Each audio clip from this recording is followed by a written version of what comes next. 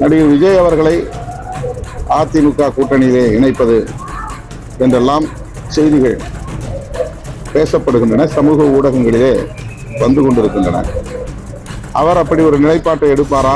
அதிமுக தலைமையை ஏற்றுக்கொண்டு அந்த கூட்டணியிலே அவரும் ஒரு பங்குதாரராக போவாரா, அல்லது என்னுடைய தலைமையிலே நீங்கள் எல்லாம் வாருங்கள் என்று சொல்லுவாரா?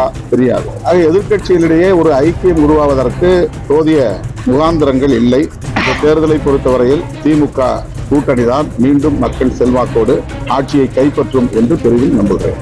பாஜக எதிர்கட்சிகள் எல்லாம் ஒன்று சேர்க்கணும் செஞ்சு எதிர்கட்சிகள் ஒன்று சேர்ந்து அதே ஃபார்முலாவில் தமிழ்நாட்டில் வந்து எதிர்கட்சிகள் சொல்றாங்க, திமுக வீழ்த்துனா எதிர்கட்சிகள் எல்லாம் ஒன்று சேரணும் அப்படின்ட்டு பல குரல்கள் அந்த மாதிரி வந்து எழும்ப ஆரம்பிச்சு அனைவரும் ஒன்று சேர்ந்துதான் திமுக வந்து அது செய்யறதுக்கான சாத்தியம் கொடுக்கல. அது எதிர்கட்சிகளுடைய கடமை அல்லது எதிர்கட்சிகளுக்குரிய ஒரு செயல் திட்டம்.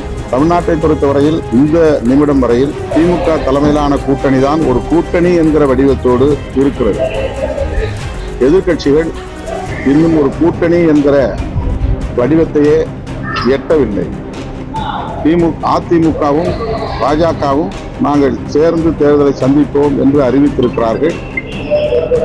ஆனால் அது தொடருமா என்று தெரியாது.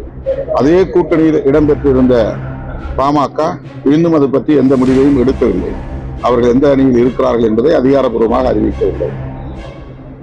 தேமுதிக என்ன செய்யும் என்று யாருக்கும் தெரியவில்லை. ஆகவே அவர்கள் இன்னும் ஒரு கூட்டணியாகவே வடிவம் பெறவில்லை என்பதுதான் யதார்த்தமான உண்மை.